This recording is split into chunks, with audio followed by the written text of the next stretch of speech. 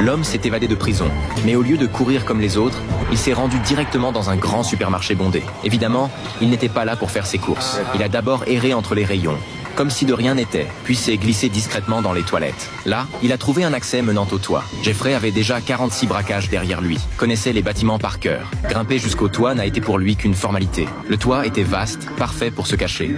Personne n'imaginerait qu'il se planquait là. Il a repéré les bouches d'aération pour s'orienter, puis localiser la zone où se trouvait le bureau du directeur. Quand les employés sont tous partis, il s'est glissé depuis le toit jusqu'à ce bureau. Ses déplacements étaient limités, mais l'endroit avait un énorme avantage. La nourriture et les produits étaient juste en dessous. Le problème, c'était les caméras. Elles couvraient tout le magasin. Impossible de circuler sans être filmé. Il a tenté d'éviter les angles de vue, mais a fini par comprendre qu'il ne pourrait pas tromper le système. Il s'est donc contenté de conserves et d'aliments pour bébé. Pendant ce temps, la télé diffusait déjà la nouvelle de son évasion. Sa disparition avait provoqué un choc.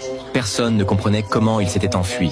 Et même la police n'avait aucune piste. Certains allaient jusqu'à le présenter comme un génie du crime. Mais Jeffrey savait une chose, il devait rester calme et invisible. Dehors, des centaines de policiers attendaient. Il est retourné sur le toit et y a passé toute la journée. Le lendemain soir, la faim est revenue. La nourriture pour bébé était infecte. Et les snacks délicieux étaient juste là, mais impossibles à atteindre à cause des caméras. C'est alors qu'il a remarqué un manuel d'utilisation du système de surveillance.